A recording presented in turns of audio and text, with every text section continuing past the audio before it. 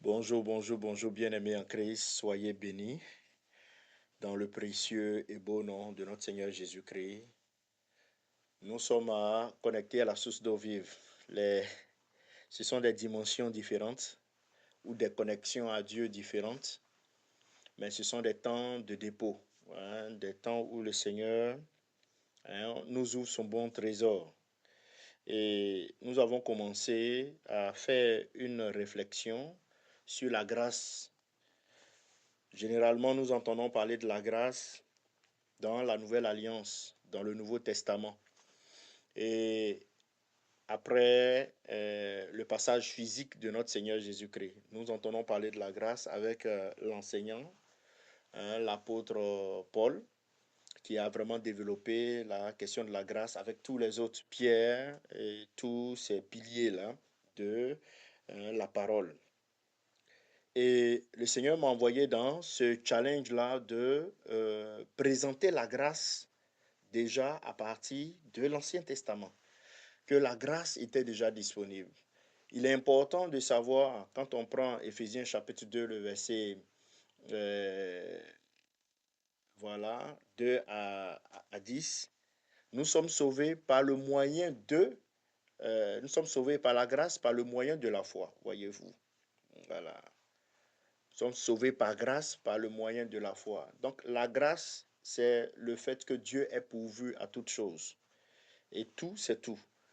Il est pourvu à toutes choses et tout ce qu'il a été déjà pourvu doit être saisi, récupéré par la foi. Ce ne sont pas nos efforts qui nous donnent ce que nous avons, qui nous permettront de réaliser ce que nous voulons réaliser. Non, aucunement. Ce ne sont pas nos efforts. C'est parce que Dieu a déjà pourvu.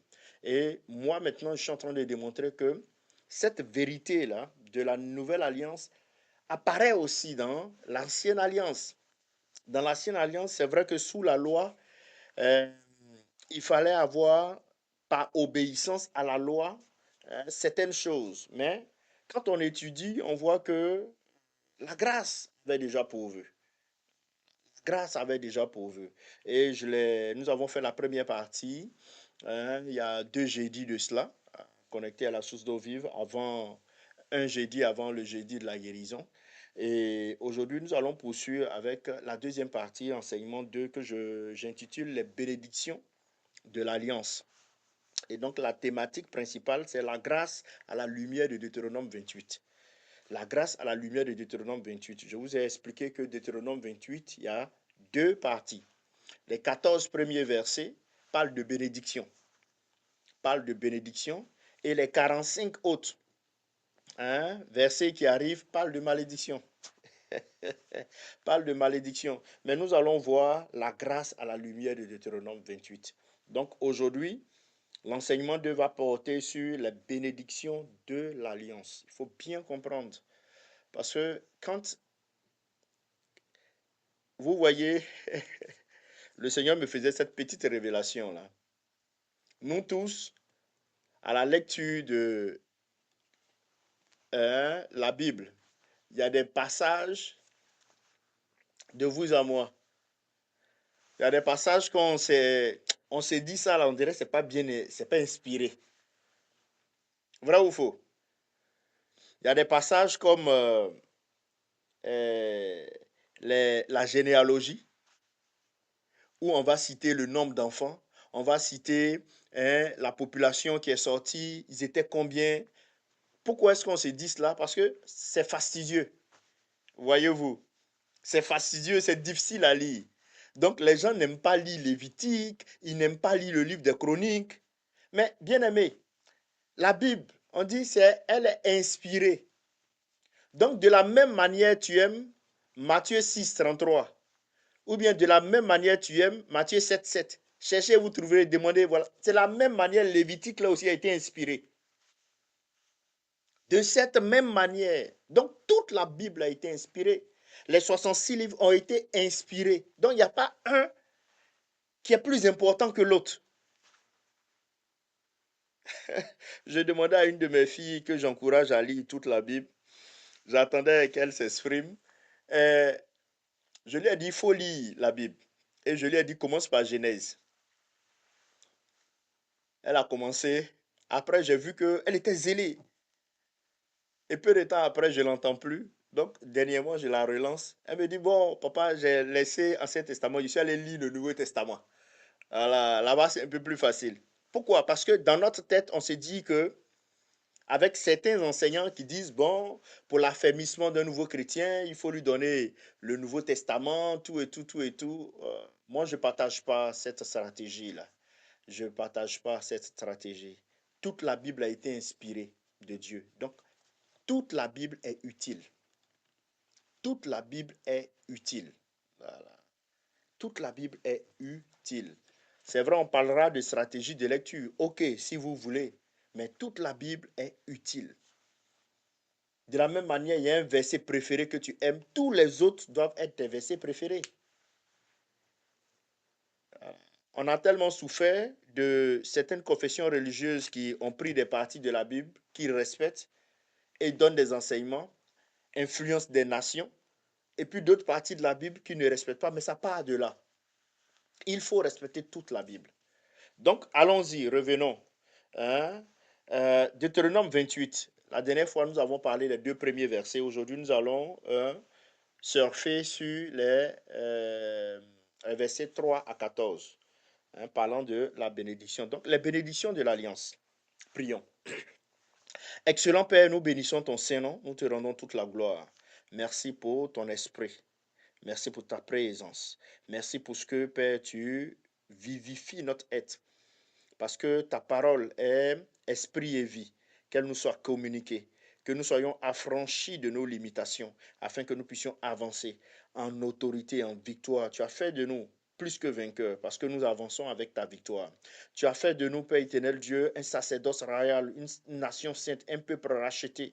Donne-nous de vivre dans cette dimension. Tu as fait de nous des héritiers de toi et des cohéritiers avec Christ. Donne-nous de vivre, Père éternel Dieu, dans cette dimension prospère.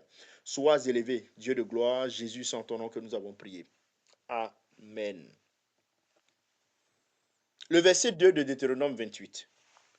Voici toutes les bénédictions qui se répandront sur toi et qui seront ton partage lorsque tu obéiras à la voix de l'Éternel ton Dieu. En 5 points, rapidement, j'ai des révélations que je vais donner. Voilà, des révélations que je vais donner. Et ces révélations-là saisies vont être vivantes dans ta vie, vont t'emmener à bouger dans ta vie. Ce sont des clés qui vont t'emmener à avancer dans ta vie. Il faut croire en la parole.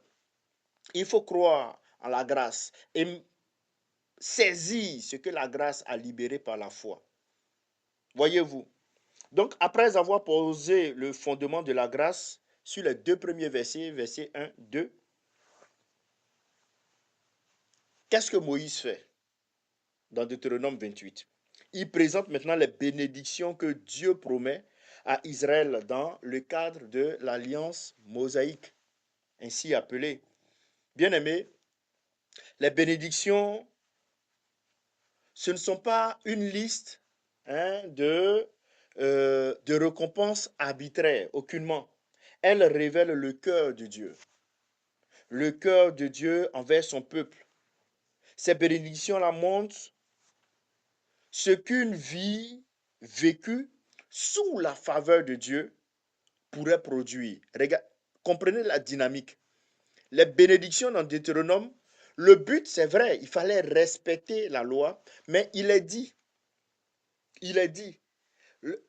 une vie qui est vécue hein, qui est vécue sous la faveur de Dieu. Voici ses productions. Donc, toutes les fois où tu vivras sous la faveur de Dieu, sous la direction de Dieu, tu porteras du fruit. Quelles que soient les décisions que tu vas prendre, quel que soit le domaine de ta vie, quand tu vas laisser ce domaine de ta vie-là être influencé par la faveur de Dieu, c'est-à-dire par la volonté de Dieu, par Dieu, ça va porter du fruit. Et tu peux même ne pas aimer les instructions de Dieu. Tu peux même ne pas comprendre les instructions de Dieu. Mais laisse Dieu influencer tes choix, tes décisions. Tu verras que ça va porter du fruit. Sous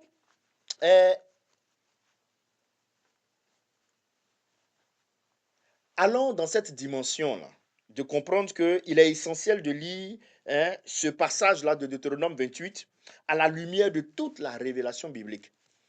C'est pourquoi vous allez voir que je vais tantôt me retrouver dans le Nouveau Testament, donc dans la Nouvelle Alliance, pour faire des concordances. Pour que nous puissions cerner parfaitement cette révélation-là qui est là, qui est les bénédictions de l'Alliance, mais toujours la grâce à la lumière de Deutéronome 28. La grâce à la lumière de ces bénédictions-là.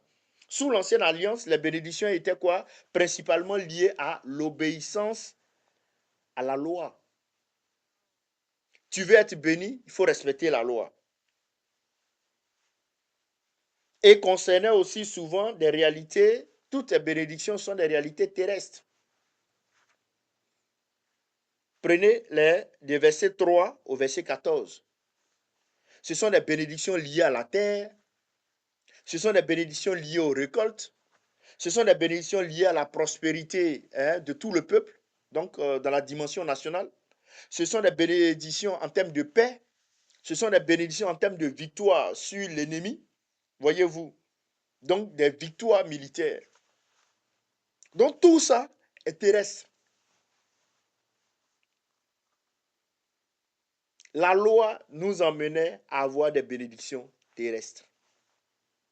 Maintenant, sous la nouvelle alliance, qu'est-ce qui se passe? En Jésus-Christ. Très important. Sous la nouvelle alliance, en Jésus-Christ, ces bénédictions-là trouvent leur accomplissement les plus profondes. Les plus profondes dans la mesure où elles ne disparaissent pas, mais elles sont élevées à une dimension spirituelle et éternelle. Voyez-vous, elles sont élevées à une dimension spirituelle et éternelle. C'est pourquoi, lisons Éphésiens chapitre 1, le verset 3. Il a dit quoi là-dedans?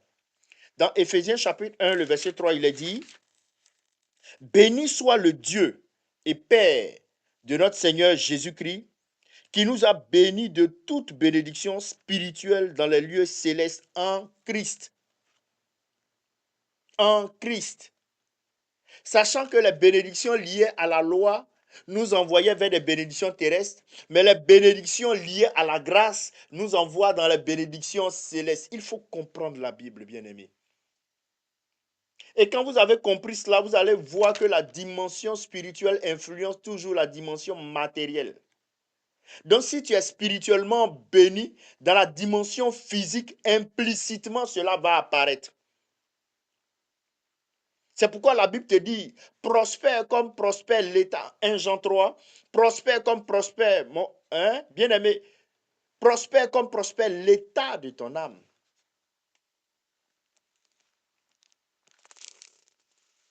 Ainsi, cette réflexion que nous sommes en train de faire, bien-aimé, dans cette dimension prophétique, ce n'est pas la quête de bénédiction que nous recherchons, non. Mais je veux vous envoyer, bien-aimé, à découvrir le Dieu de la bénédiction. À découvrir le Dieu de la bénédiction. Si tu recherches que la bénédiction ponctuelle ou pour un seul domaine, mais les autres domaines, il va y avoir des problèmes. Alors que quand tu as rencontré le Dieu de la bénédiction, quand tu es avec le Dieu de la bénédiction, tu es béni partout et dans tout. Et c'est cette dynamique-là à laquelle je vous envoie. Dans la première partie, faite la dernière fois, nous avons vu que la grâce précède toujours les exigences de Dieu. C'était la thématique. Donc, avant de demander l'obéissance, Dieu avait déjà choisi Israël. C'est quand il a choisi Israël, il dit, bon, vous allez obéir. Dieu avait déjà délivré Israël de l'Égypte. Dieu avait déjà nourri Israël dans le désert. Dieu avait déjà pardonné la rébellion d'Israël. Dieu avait déjà marché continuellement avec son peuple. C'est avant cela qu'il leur a demandé l'obéissance. Bien-aimé, l'obéissance ne permettait donc pas d'obtenir l'amour de Dieu. L'obéissance à la loi. L'obéissance à la loi constituait la réponse d'un peuple qui avait déjà expérimenté la grâce. Ils obéissaient parce que ils ont été délivrés. Ils obéissaient parce qu'ils ont été délivrés. Mais nous, aujourd'hui, dans la dimension de la nouvelle alliance, nous obéissons par amour. Sans voir, nous croyons. Sans voir, nous croyons. Et à partir du verset 3, Dieu décrit maintenant les effets d'une vie qui demeure dans son alliance. Voyez-vous, les effets d'une vie qui demeure dans son alliance. 5 points, rapidement. Le premier point, bien aimé, je l'ai intitulé La bénédiction de Dieu qui touche les domaines de la vie, qui touche tous les domaines. La bénédiction de Dieu qui touche tous les domaines de ta vie. Et ça, c'est les versets 3 à 6. Je t'invite, en même temps que je vais évoluer, de saisir. Voilà, de saisir.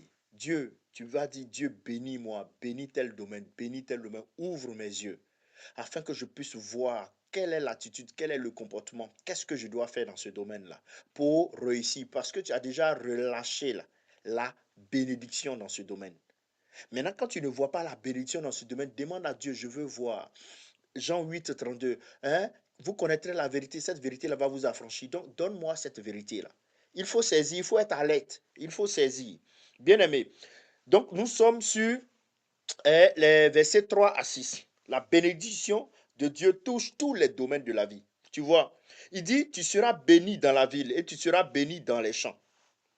Regardez, ce qui frappe immédiatement, c'est quoi? C'est l'étendue de la bénédiction. Nous n'avons pas un Dieu qui nous donne un short, de petites bénédictions. Non. Nous, l'étendue de la bénédiction. Dieu ne limite pas sa faveur au domaine religieux seulement. Non. Il bénit les villes. Il bénit les villes. C'est pourquoi moi je dis, quand je suis dans une ville, je suis dans une maison, dans un quartier, l'endroit est béni parce que j'y suis. En Christ. Donc Dieu bénit les villes. Dieu bénit les campagnes. Dieu bénit les enfants. Dieu bénit les récoltes. Dieu bénit les troupeaux. Dieu bénit les paniers. Dieu bénit les provisions. Dieu bénit les déplacements. Tout ce que je viens de citer, c'est ton quotidien. C'est ton quotidien. Autrement dit, toute la vie est concernée. Toute ta vie est concernée. Et dans la dynamique biblique, bien aimée, Dieu ne veut pas seulement être notre Seigneur dans le temple dans lequel je suis. Non, il veut être le Seigneur de toute notre existence. Non seulement au niveau du temple, il est présent, sa gloire est là, mais il ne veut pas que cette gloire-là soit seulement limitée à l'église, soit limitée au temple. C'est seulement le dimanche, pendant la veillée, par exemple, que tu sens la gloire de Dieu. Mais dans ton commerce, tu ne sens pas la gloire de Dieu. Dans ton chant, tu ne sens pas la gloire de Dieu. Dans tes activités, tu ne sens pas la gloire de Dieu. Alors que tu es appelé à sentir la gloire de Dieu sur ton chemin, dans tes affaires, quand tu discutes avec les partenaires d'affaires, dans les marchés que tu dois signer, tu dois sentir la gloire de Dieu. Dans l'éducation de tes enfants, tu dois sentir la gloire de Dieu. Dans le résultat de tes enfants à l'école, tu dois sentir la gloire de Dieu. Dans le travail de ton époux, de ton épouse, tu dois sentir la gloire de Dieu. C'est le message là qui est donné, bien-aimé.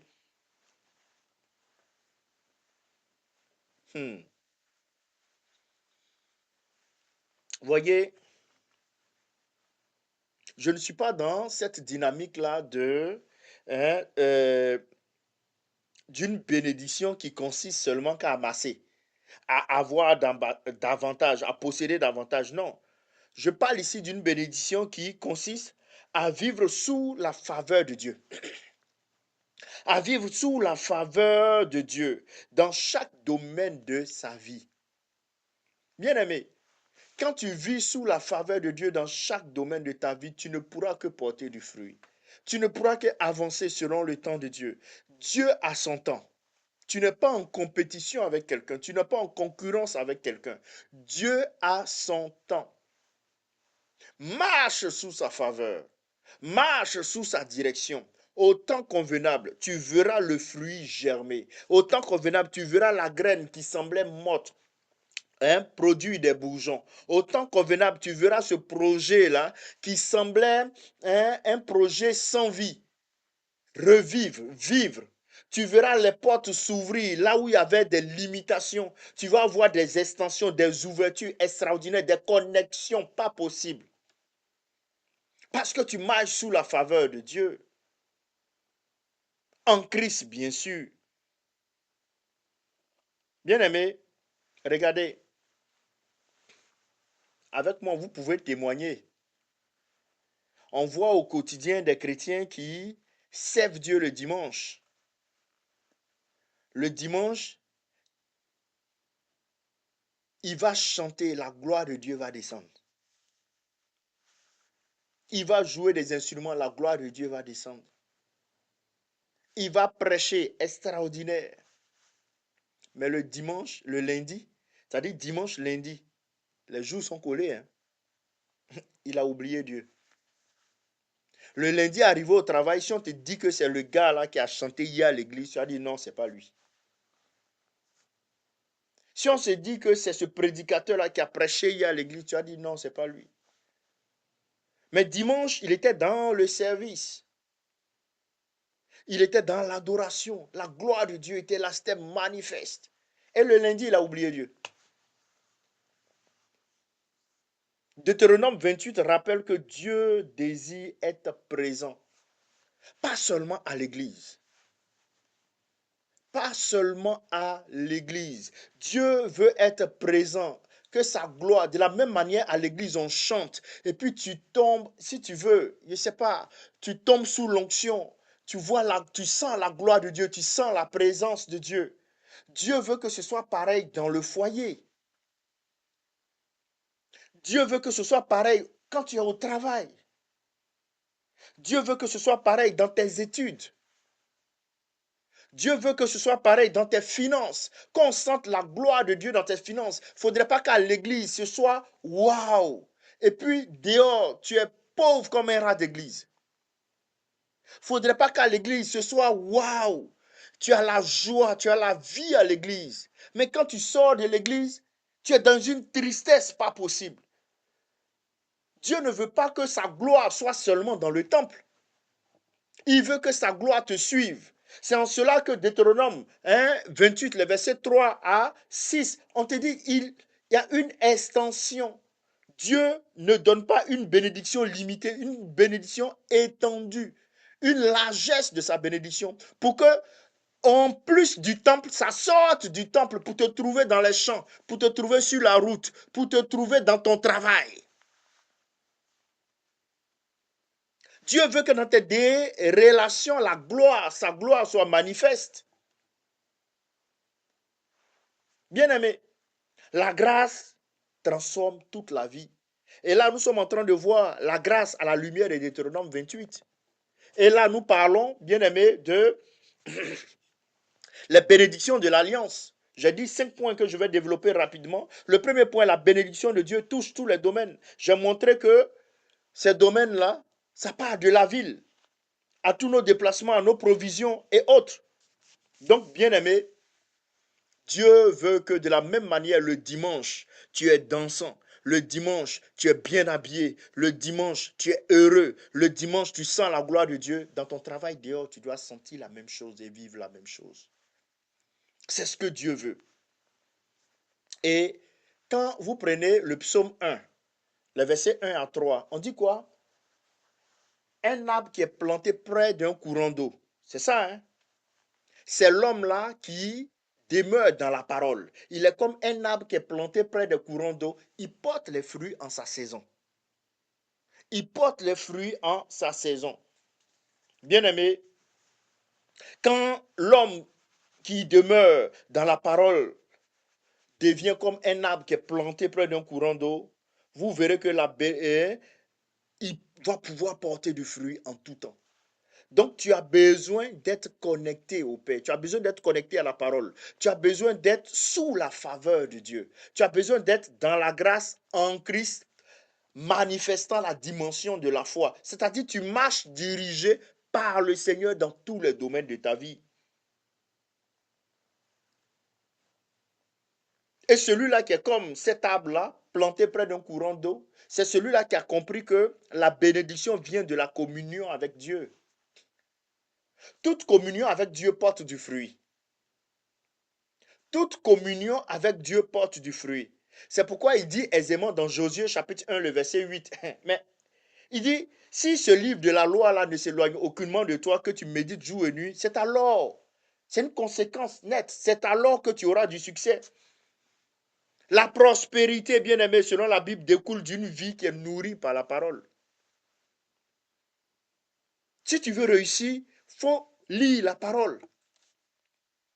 Quand je demande aux jeunes de lire la parole, ils n'aiment pas lire l'Ancien Testament.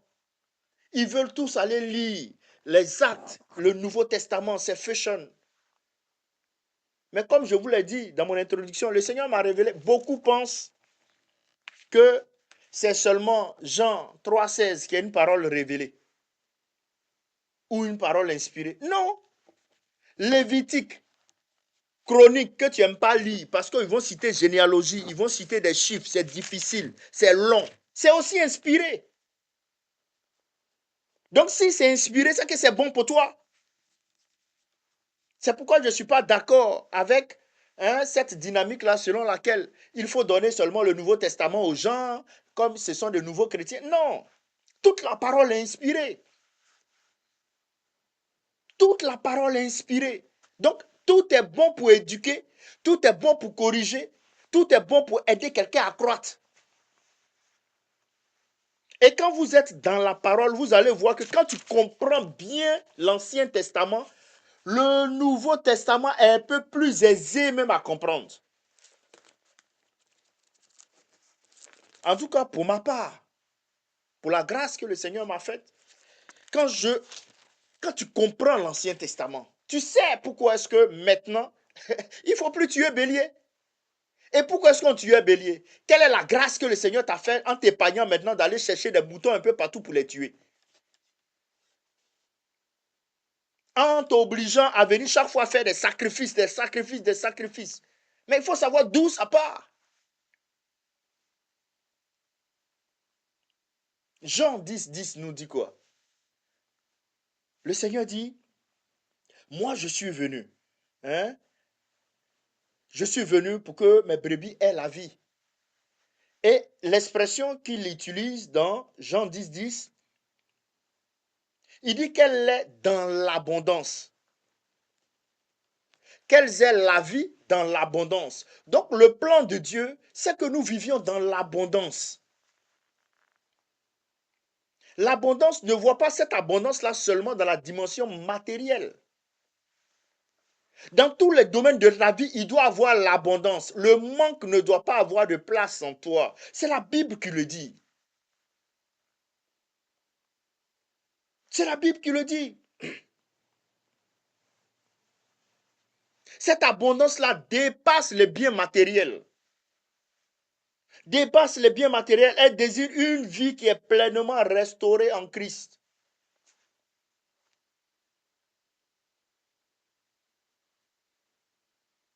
Voyez, bien-aimés, les bénédictions de l'alliance, la grâce à la lumière de Deutéronome 28. Et le deuxième point que je souligne, c'est quoi? C'est que, et là, c'est le verset 7 de Deutéronome 28. Ayez Deutéronome 28 sous les yeux, le verset 7, il est dit quoi? L'Éternel mettra en déroute devant toi tes ennemis qui se dresseront contre toi, ils sortiront contre toi par un seul chemin et ils s'enfuiront par sept. Donc, c'est quoi? Dieu combat lui-même pour ceux qui lui appartiennent. Dieu combat lui-même pour ceux qui lui appartiennent. Bien aimé. Ici, on voit que Israël ne devait jamais croire que ses victoires provenaient de sa puissance militaire. D'ailleurs, eux-mêmes, quand ils sortaient de l'Égypte, ils n'avaient aucune armée. Il n'avait aucune armée quand il sortait d'Égypte. Dieu est en train de te dire en ce matin que les batailles lui appartiennent. Ou si tu veux, tes batailles à toi appartiennent à Dieu. C'est une vérité. Quelle est la bataille que tu es en train de mener dans le secret? Quelle est la bataille que tu es en train de mener peut-être en collectivité, en groupe? Dieu dit que cette bataille-là, c'est pour lui. Et comme il a fait avec le peuple d'Israël, les victoires étaient manifestées, hein, qu'on appelle, c'était des manifestations de sa fidélité. Les victoires, hein, vécues ou reçues par le peuple d'Israël, c'était les manifestations de la fidélité de Dieu. Et Dieu veut manifester cette fidélité-là dans ta vie. Il faut juste lui faire confiance. Tout simplement parce que cette vérité-là demeure aujourd'hui. C'est nous qui disons, on n'hésite même pas à proclamer que le Seigneur est le même hier, aujourd'hui et éternellement. Mais s'il est le même hier, aujourd'hui et éternellement, que lui, il a pris palabre des gens, il a fait palabre des gens. Mais toi aujourd'hui, il veut encore davantage faire ton palabre. Surtout que toi-même, tu es encore gracié dans la dimension où le Saint-Esprit habite en toi. Eux, ils n'avaient pas la grâce d'avoir le Saint-Esprit en eux. C'était seulement que sur certains. Mais toi, le Saint-Esprit en toi.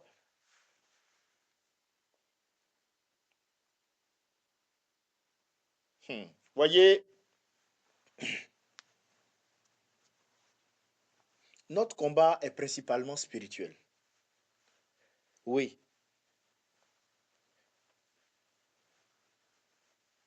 notre combat est principalement spirituel. Vous verrez que nous faisons face à des tentations.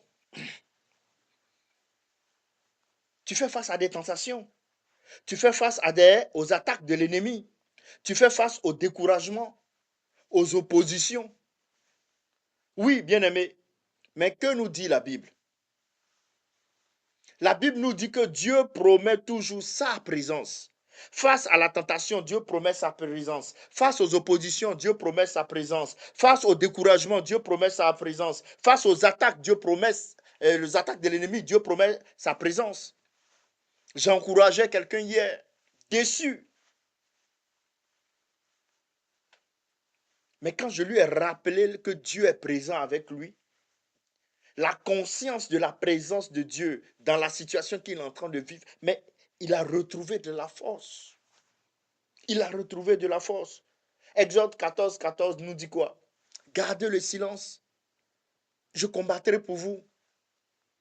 Gardez le silence, je combattrai pour vous. L'Éternel combattra pour vous. C'est une vérité. C'est une vérité. Et je le dis, Israël n'avait pas d'armée lorsqu'il sortait de l'Égypte. Mais Dieu a passé son temps à combattre pour eux. Donc toi, tu ne comptes pas sur ta stratégie, tu ne comptes pas sur tes forces, tu ne comptes pas sur ta technique, mais tu comptes sur l'Éternel qui va combattre pour toi dans ce combat-là, dans ce défi-là que tu as. Remets-le à l'Éternel.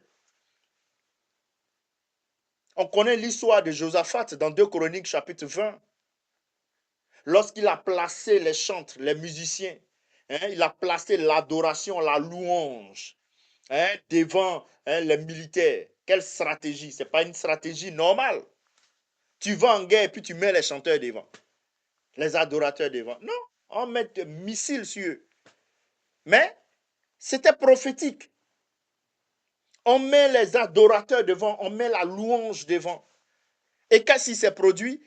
Quand ils ont commencé à adorer le Seigneur, à relâcher des cris de louange, shabash, relâcher la louange, Dieu maintenant a mis en place des embuscades contre l'ennemi. Dieu maintenant est venu combattre.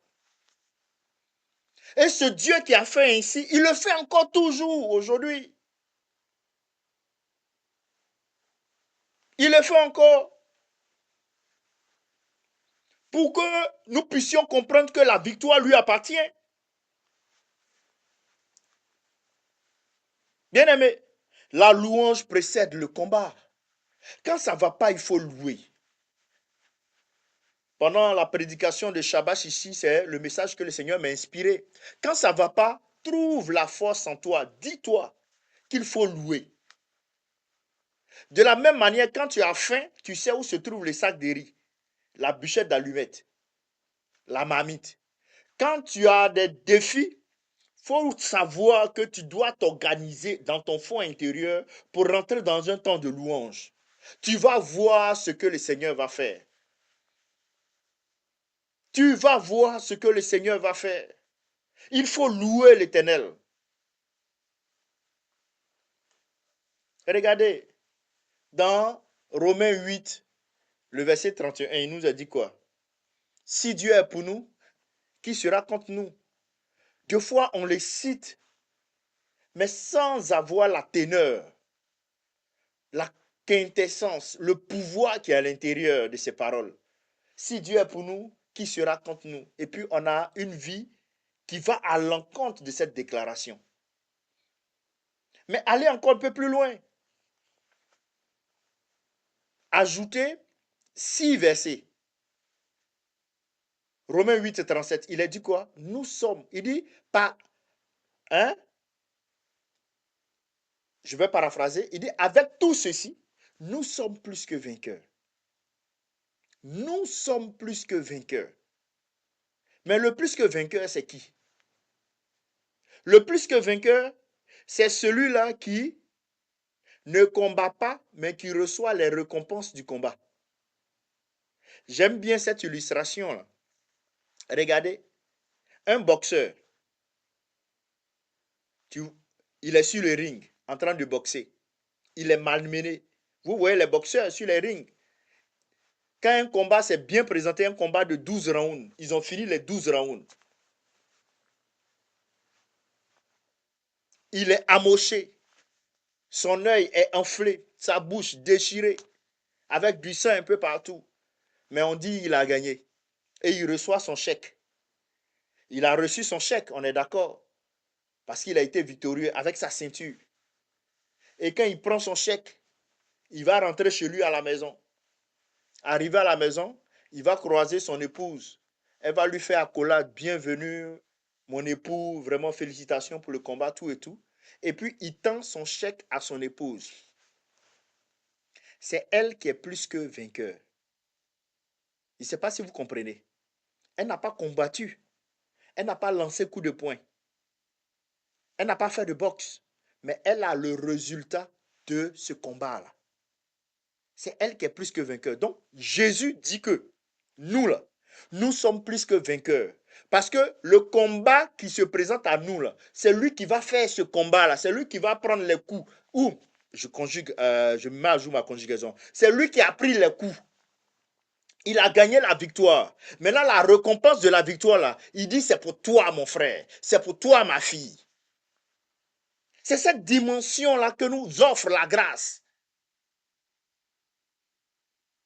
Et c'est pourquoi nous ne devons plus venir là dans l'ignorance, souffrir pour souffrir, dans l'ignorance, fournir des efforts pour fournir des efforts. Non, nous devons marcher dans cette grâce. Si Dieu est pour nous, qui sera contre nous? Bien aimé, sous la grâce, notre victoire repose sur l'œuvre accomplie de Christ. Notre victoire repose sur l'œuvre accomplie de Christ. Ta victoire ne repose pas sur tes forces, sur tes compétences, sur tes qualités. Non. Dieu, en Jésus-Christ, a déjà mené le combat pour toi. A déjà mené le combat pour toi. Et cela m'emmène à mon troisième point. J'ai dit que j'allais faire un développement rapide de révélation en 5 points. Le troisième point, c'est que Dieu ouvre les ressources du ciel. Et là, je vais survoler le chapitre 8 à 12. 8 à 12. Dieu ouvre maintenant les ressources du ciel. Vous allez voir que cette partie-là va insister quoi sur les récoltes, va insister sur le grenier, va insister sur la pluie, va insister sur le travail. On est d'accord? Donc ici pour Israël, on va parler de récolte, on va parler de grenier parce que c'est une nation agricole dans le temps. Aujourd'hui même, ils ont tellement de routes, de puissantes technologies que dans l'agriculture, ils sont très avancés. Donc, c'est une nation essentiellement agricole. Et pour une nation qui est essentiellement agricole, pour nous autres qui avons fait le champ, enfants de planteurs, mais vous savez que, aïe, pour un planteur, mais la pluie, ça représente quoi? La vie. Un cultivateur, la pluie, c'est la vie. Mais regardez dans les nations où il n'y a pas de pluie, c'est facile qu'il y ait la sécheresse, qu'il y ait la famine. La pluie, c'est la vie. Donc, sans pluie, pas de récolte. Sans pluie, pas de nourriture. Sans pluie, pas de prospérité. Maintenant, qui donne la pluie? Qui donne la pluie? Qui permet la pluie? Tout simplement pour vous dire que Dieu rappelle qu'il demeure la source de toute provision. Parce que c'est lui qui donne la pluie, qui est la vie. C'est lui qui donne la vie. Dieu est la source de toute provision. C'est une vérité qu'il faut comprendre, accepter, déclarer et vivre, bien-aimé. Dieu est la source de toute provision. Et aujourd'hui encore, tout ce que tu possèdes vient de lui. C'est pourquoi tu ne peux pas brader ta relation avec le Seigneur pour du matériel. Quand tu as compris ça, ça devient facile pour toi d'être intègre. Tu ne peux plus céder ton corps à la prostitution pour de l'argent. Tu deviens intègre. Tu vas sanctifier ton corps. Tu ne peux plus aller t'asseoir avec les occultismes, aller tisser des pattes avec les francs-maçons, avec les loges exotériques et consorts pour avoir des positions. Tu ne le feras pas. On ne viendra pas t'influencer avec des chèques pour que tu changes ton message de paix, de message de sanctification, de vérité. Parce que tout ce que tu as provient de Dieu. Tu sais que c'est lui la source de tout ce que tu as. On ne viendra pas te dire, c'est comme un jeune qui est passé chez moi ici. Je lui dis, mais pourquoi est-ce que tu as tressé tes cheveux, toi garçon, tu as tressé tes cheveux? Il me dit, bon, lui, il est artiste. On lui a dit que quand il se coiffe normalement comme ça, il n'a pas de style. Donc, pour ça, il a tressé ses cheveux. Là, on dit maintenant, il a style. On lui donne des gombos pour aller chanter, pour avoir un peu d'argent. Voyez-vous. Voyez-vous. C'est-à-dire, tu dis que tu es chrétien. Tu ne poses pas la question de savoir à Jésus qu'est-ce qui lui plaît. Mais parce que tu veux intégrer un secteur de chant, tu vas aller te conformer à ce secteur de chant-là. Mais c'est une manière de dire que tu ne reconnais pas que c'est Dieu qui est la source de ta bénédiction. Tu vas penser que c'est simple. Non, regardez. Satan n'a pas demandé quelque chose de compliqué à Jésus. Hein. Il a dit, cher ami, il y a la gloire qui est là. Pardon, mets-toi à genoux seulement. Petit seulement, c'est nous deux même. Il n'y a personne là. Là. Je suis en train de paraphraser, mais ils n'étaient que deux. Mets-toi à genoux seulement. Ça pourrait être un acte banal. Voilà Samson, acte banal. Couper mes cheveux. Ses yeux ont été crevés. Il n'y a rien de banal quand tu es en Jésus-Christ. Il n'y a rien de banal quand tu es en Jésus-Christ. Cessons d'être passifs, d'être légers dans la foi, d'être des chrétiens légers. Pour 1000 francs, tu allais compromettre ta foi. Pour 1000 $, tu allais compromettre ta foi. Pourquoi? Alors que tu sais que Dieu est la source de toute bénédiction. Ça doit t'envoyer à l'intégrité.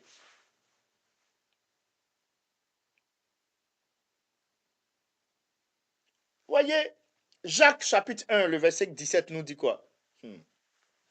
Et même, il dit quoi? Toute grâce excellente, tout don parfait descend d'en haut. Toute grâce excellente, tout don parfait vient d'en haut. Pour nous dire que la grâce nous enseigne que nous sommes des intendants et non des propriétaires absolus. des biens qui sont à notre disposition. Nous sommes des intendants. Tu es un intendant. Tout ce que tu possèdes vient du Seigneur Jésus-Christ. Tout ce que tu possèdes vient du Père. C'est en cela que Matthieu chapitre 6, le verset 33 te dit quoi? De chercher d'abord le royaume des cieux. Place d'abord ta foi en Dieu. Place d'abord ta foi en Dieu. Place d'abord ta foi en Dieu. Et que le royaume est la première place dans tes priorités. Recherchez d'abord le royaume des cieux et sa justice et les choses vous seront données par-dessus tout. Donc, il faut chercher le royaume et le placer au centre de tes priorités. Et quand ça est fait, tu vas constater que la provision devient une conséquence de cette recherche. Je le disais à l'étude biblique hier à l'église, la majorité ne dit pas que c'est la vérité. La majorité ne dit pas que c'est la vérité. Aujourd'hui, les gens vont dans la majorité, pas parce que les gens, tout le monde fait ça, que Dieu approuve. Pas parce qu'un grand nombre font ça, que Dieu approuve. Non. Il faut entendre Dieu. Dieu peut te dire de ramer dans un autre sens.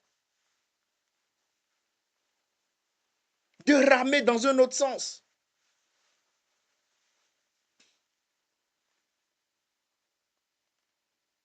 Ça, les jeunes avec... tu vois aujourd'hui quelqu'un qui est quoi là?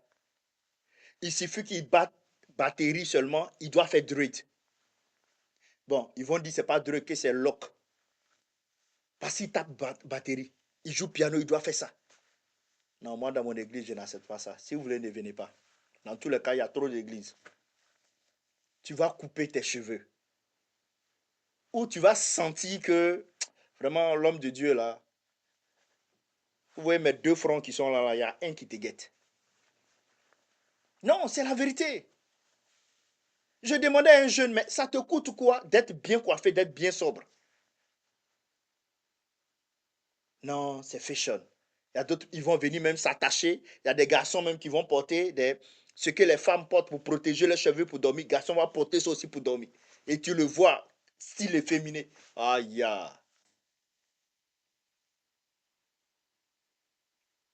Cherchez d'abord le royaume des cieux. Que ce soit votre priorité. Et la provision devient quoi? Une conséquence de cette recherche. Mais on veut tellement plaire pour avoir des positions, pour intégrer des groupes, quitte à perdre même notre identité, quitte à perdre même le secret, le sacré. Alors que ce sont les mêmes qui vont citer Philippiens 4, 19. Hein? Mon Dieu pouvoira. Mais ton comportement montre que ton Dieu ne pouvoit pas. Bien aimé, Paul nous rappelle au travers de Philippiens 4, 19 que Dieu pourvoit à tous nos besoins selon sa richesse en gloire. Oui, il est fidèle. Tu continues un président, tu continues un ministre, tu continues un leader, tu continues un homme d'affaires. Bien aimé, tout cela, Jésus est au-dessus d'eux. Jésus est au-dessus d'eux. Parce que tu attends qu'un leader, un homme influent qui a beaucoup d'argent vienne décanter ta situation. Jésus est au-dessus d'eux. Maintiens ta relation avec Jésus. Il donnera l'ordre à ceux-là de venir t'assister, de venir investir, de venir t'accompagner. Maintiens ta relation. Bien-aimé, la grâce nous conduit à faire confiance à Dieu plutôt qu'à nos seules forces ou à nos seules ressources. Mon quatrième point et avant-dernier. Dieu fait de son peuple un témoignage vivant. Ça, c'est 9, 10. Pour question de temps, l'Éternel t'établira pour être son peuple saint, dit-il. Bien-aimé, écoute, le but ultime de la bénédiction, ce n'est pas ton confort personnel. Non. Dieu bénit Israël afin que les nations découvrent qui il est. Donc Dieu te bénit là pour que les gens puissent découvrir qui lui il est. La bénédiction, bien aimé, possède donc une dimension missionnaire. Possède une dimension missionnaire. Oui, lorsque Dieu agit dans la vie de son peuple, qu'est-ce qu'on constate? Les nations voient cela, les peuples observent, et puis Dieu est glorifié. Dieu est glorifié. C'est le but de ton positionnement. C'est le but de ta bénédiction. C'est la raison pour laquelle tu as eu un enfant. C'est la raison pour laquelle, oui, tu n'as pas eu un enfant parce que tu es l'homme le plus fertile ou bien la femme la plus fertile. Non! C'est pour que Dieu soit glorifié. Tu as eu ce travail. Ce n'est pas pour que demain, maintenant, là, dimanche soit ton jour de sport. C'est pour que Dieu soit glorifié. Tu as ces richesses, ces biens-là, c'est pour que Dieu soit glorifié. Ce n'est pas pour que tu dises, oh, mon âme, regarde, regarde ce que j'ai amassé. On dit insensé, cette nuit-là même, là, on va te l'arracher, ton âme. Tout ça pour nous dire que toutes les bénédictions là, c'est pour que Dieu soit glorifié. Ce n'est pas la dynamique seulement de ton confort. Ton confort vient après. Quand Dieu est glorifié, ton confort, c'est-à-dire c'est le corollaire. Le fait que tu sois à l'aise, content, ça vient avec. Mais le premier élément, c'est la gloire de Dieu. Il ne faut pas inverser les choses. Il ne faut pas inverser les choses. Sous la nouvelle alliance, l'Église reçoit la même vocation. C'est-à-dire nous sommes appelés à refléter le caractère de Christ. C'est pourquoi en 1 Pierre 2,9, il est dit quoi? Nous sommes un peuple acquis, sacerdoce royal, mais un peuple acquis afin d'annoncer les vertus de Dieu. Voyez-vous? Afin d'annoncer, tu es sacerdoce royal, tu es racheté, tu es une nation sainte là, afin d'annoncer les vertus. Afin, donc la dimension missionnaire est toujours là. Tu es béni pour la mission. Tu es béni pour la mission. C'est pourquoi dans la dimension d'une église qui n'évangélise pas, une église qui n'évangélise pas va mourir. Un être humain qui n'évangélise pas, tu vas spirituellement mourir. Bon, sorry. Un chrétien, parce que les autres, s'il n'y a pas dit être humain, sorry. Un chrétien qui n'évangélise pas va mourir spirituellement. C'est comme si tu as un don, tu ne l'exerces pas, mais le don va mourir. Le chrétien qui n'évangélise pas, là, c'est-à-dire, sa foi va descendre. Tes affaires, là, ça va baisser. Ça va descendre. Toi, tu as l'argent, tu es milliardaire, tu entends qu'il y a des campagnes d'évangélisation. Même 10 dollars, tu ne peux pas donner. Quand tu enlèves 1 dollar, même dans tes milliards, ça te fait mal. Ton cœur bout comme ça. On dirait au rognon. C'est ça. Et tu veux être protégé. Tu ne peux pas être protégé. Mais regardez ici en Occident. Bien aimé, les gens, ils n'ont pas Jésus, hein. Mais de toute façon, beaucoup sont des philanthropes. Ils aiment beaucoup donner. Nous, on n'en a pas encore croisé, mais on entend parler. Ils donnent beaucoup dans les œuvres caritatives. Ils vont faire ci, ils vont faire ça, ils vont faire ça. Et ils sont toujours bénis. C'est un principe, c'est une loi divine. On donnera à celui qui a. Et celui qui arrose sera arrosé. Ils n'ont pas dit chrétien. Oh. C'est pour ça les chrétiens, on n'avance pas, on est toujours malheureux. Là. Ce sont des principes qui sont là. Mais les plus pingres, ce sont les chrétiens. Mais ils veulent tout être bénis. Et c'est eux qui envoient un message, demeure béni. Eh? Demeure béni. Un peu seulement, demeure béni. Mais il est pingre. Donc, Purée. Bien aimé, Matthieu 5,16 dit quoi? Nous sommes un peuple, hein, il dit quoi? Les bonnes œuvres conduisent un homme à glorifier le Père. C'est ça, hein? Matthieu 5,16. Vont conduire un homme à glorifier le Père.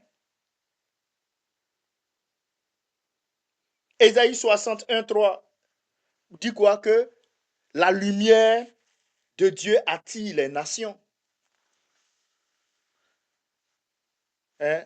Je vais donner un témoignage à que le Seigneur, avant mon dernier point, je ne serai pas long.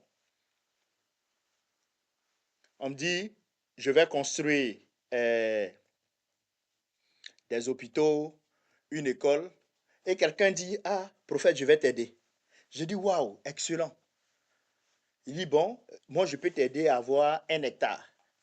Je dis, mais waouh, mais ça, c'est gloire au Seigneur. Donc, je suis tout heureux, là, j'en parle à maman. Je dis, on dit, bon, il faut faire un courrier. Mais si elle fait un courrier, là, ça, c'est en 5 minutes, j'ai fini de faire un courrier. Ah, ça, c'est rapide, ça. Donc, je finis de faire le courrier, j'envoie à la personne, et la personne me dit, non, dans le courrier, là, moi, je peux t'aider à avoir 1 hectare, mais il faut dire que l'école que tu as construite, là, hein, toi, tu as construit l'école et tu vas offrir ça à la localité de l'espace qui va te donner le terrain. Je dis quoi? Ça, c'est parce que Dieu m'a dit. Vous voyez, je vais t'aider. Et moi, j'ai construit l'école et puis on va offrir.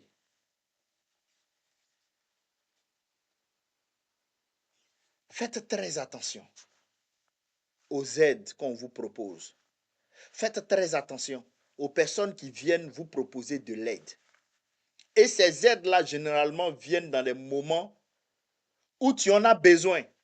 Si tu n'as pas le discernement, tu vas être pris dans un engrenage. Ça semble bon, mais il va y avoir toujours un petit mot et le Saint-Esprit en toi va t'interpeller. C'est pas bon et ça vient généralement des gens en qui tu as confiance. Faites très attention. La provision vient de Dieu. Dieu est la source de toute bénédiction. Il faut rester intègre. Si tu veux là même là, que je n'ai pas de terrain même pour construire ce que Dieu m'a dit, je vais le faire. En temps opportun, lui-même, il va créer sol pour ça. C'est pas moi qui lui ai dit, c'est lui qui m'a dit. Donc il sait comment il va se débrouiller pour faire. Il faut avoir cette attitude, comme Moïse l'a eu avec Dieu à un moment donné. Il dit, ah, papa, si tu ne prends pas le devant là, moi je ne bouge pas. Dieu a tourné, il dit, bon, hey Joe, bon, suis-moi. Ils sont partis.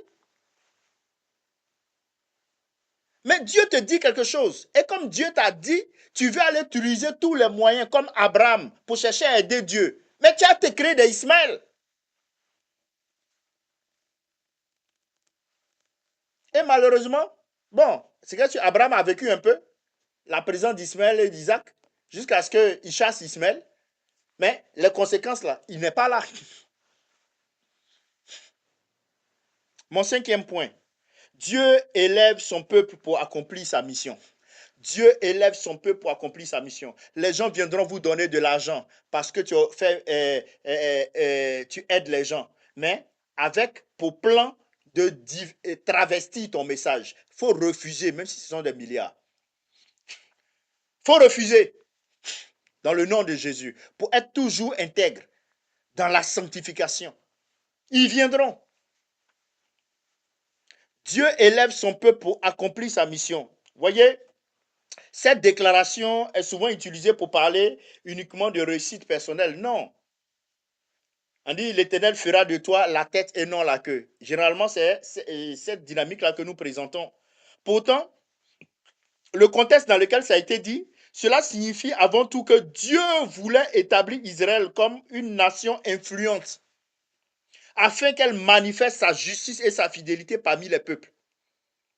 Donc, quand Dieu dit, je veux que tu sois la tête là, c'est pour que tu puisses manifester lui sa justice et sa fidélité parmi les peuples. Ce n'est pas juste seulement pour être premier, pour être premier. Et c'est ce qu'on a toujours enseigné.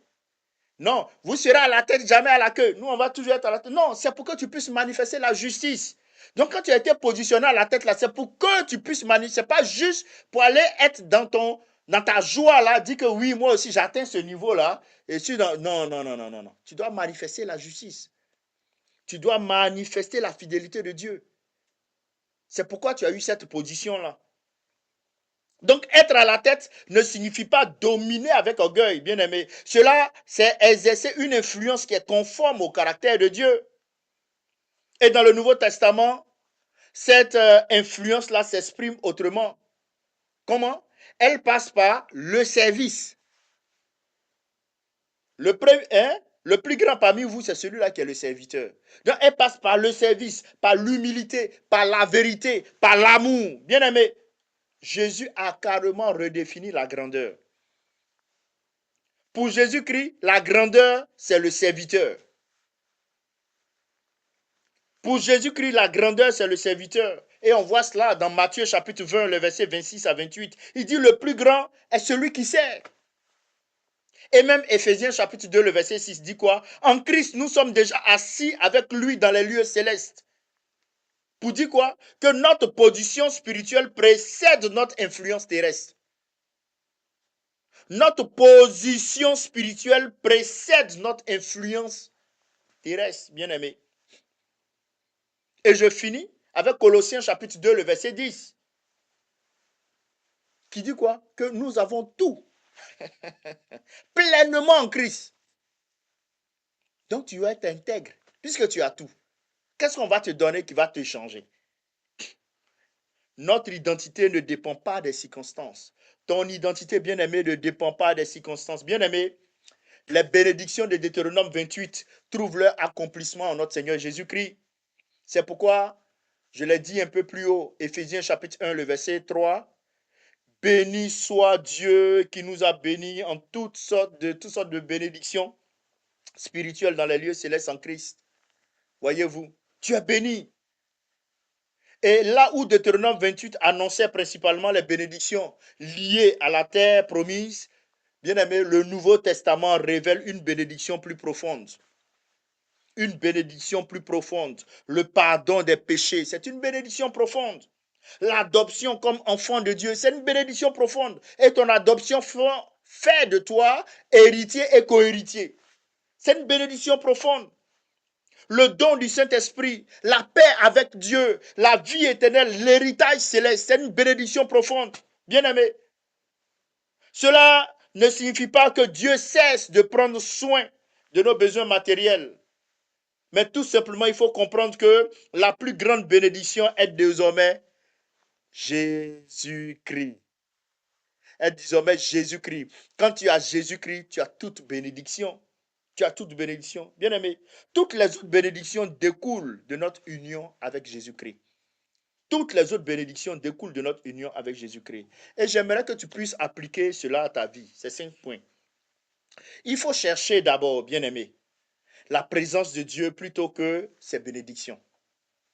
Lorsque Dieu est au centre, il conduit et pourvoit selon sa sagesse. Ça, c'est le premier point. Le deuxième point, il faut que tu puisses reconnaître Dieu comme la source de tout ce que tu possèdes et que tu puisses exercer une bonne gestion des ressources qu'il t'a confiées. En trois, il faut considérer tes succès, ton talent, tes responsabilités comme des occasions pour glorifier Dieu et servir aussi les autres. Il faut en quatre, refuser une vision limitée de la bénédiction. Refuser une vision limitée de la bénédiction. Bien-aimé, la grâce de Dieu produit avant tout une transformation intérieure qui va maintenant se manifester ensuite dans toute ta vie. Donc, la bénédiction de Dieu va produire, au travers de la grâce de Dieu, pardon, va produire une transformation intérieure qui va maintenant influencer tous les domaines de notre vie. Et enfin, rappelez-vous que la plus grande bénédiction n'est pas ce que Dieu donne, mais la communion avec Dieu lui-même par Jésus-Christ. Bien-aimé, la bénédiction de l'alliance. La bénédiction de Deutéronome 28, 3 à 14 révèle le désir profond de Dieu de voir son peuple vivre sous sa faveur. C'est très important. Et refléter sa gloire. Elles ne doivent pas être réduites à une promesse de prospérité matérielle, ni à être isolées de leur contexte de l'alliance mosaïque, aucunement. Et nous avons vu qu'à la lumière de l'évangile, ces bénédictions-là trouvent leur accomplissement en Jésus-Christ. En lui, bien-aimé, nous recevons la bénédiction suprême, une relation restaurée avec Dieu. Nous recevons le pardon, nous recevons le Saint-Esprit, nous recevons l'héritage éternel.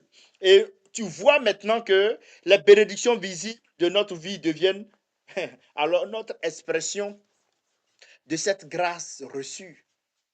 De cette grâce reçue. Bien aimé, la véritable interrogation de cette matinée, c'est comment ma vie peut-elle refléter la grâce de Dieu qui m'a déjà béni. Il faut savoir que tu es déjà béni, en fait. Tu ne cours pas après les bénédictions, tu es déjà béni. Quand tu es conscient de ça, tu vois les choses avant que cela ne s'accomplisse. Tu seras intègre, tu seras droit.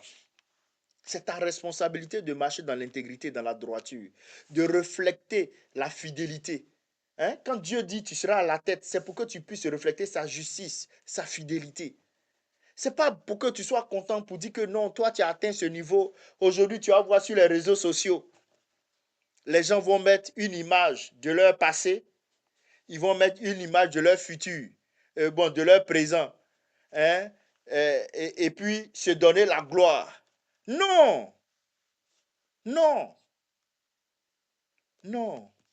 Il faut donner gloire à Jésus-Christ. Il faut donner gloire à Jésus-Christ. Sinon, tu donneras l'impression de te faire. Non, tu ne te fais pas. C'est Jésus qui te fait.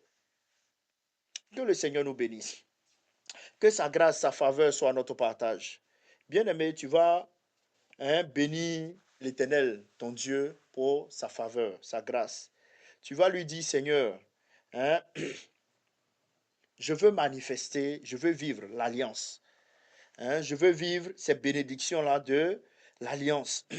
Ces bénédictions-là de contenu dans la grâce que tu as libérée. Ce n'est plus moi qui vis, mais c'est Christ qui vit en moi. Je ne marche pas par mes efforts, mais je marche en ayant le regard fixé sur toi. Je compte sur toi, Père, afin que quelles que soient les bénédictions que tu me donneras, ta sagesse me permette d'avoir une bonne gestion. Quelles que soient les bénédictions que tu me donneras, je puisse les utiliser pour manifester ta justice. Je puisse les utiliser pour manifester ta fidélité. Car tu es le fidèle. Tu es le fidèle. Apocalypse annonce, dit que celui-là qui viendra, il sera sur ce cheval-là, on l'appelle le fidèle. Le fidèle, Jésus-Christ qui est le fidèle. Père, engage-moi, aide-moi à être fidèle en toutes choses, à être loyal, à être, Père éternel Dieu, intègre, à te glorifier, à te magnifier, à vivre ta gloire à l'intérieur du temple et à l'extérieur du temple, dans toutes mes activités, dans tous mes commerces, que je puisse vivre ta gloire, dans mon travail, que je puisse vivre ta gloire, dans mon chemin, dans mon voyage, que je puisse vivre ta gloire. Je ne veux pas vivre seulement ta gloire pendant les cultes, pendant les veillées, pendant les temps de prière, seulement à l'église, mais même en dehors, je veux vivre ta gloire. Que cela se fasse dans vos vies, maintenant et toujours, au nom puissant de Jésus-Christ. Amen. Amen, amen, amen, amen. Que le Seigneur nous bénisse. Amen, Amen. amen. Merci à tous. Excellente journée. Gloire à Jésus-Christ. Amen.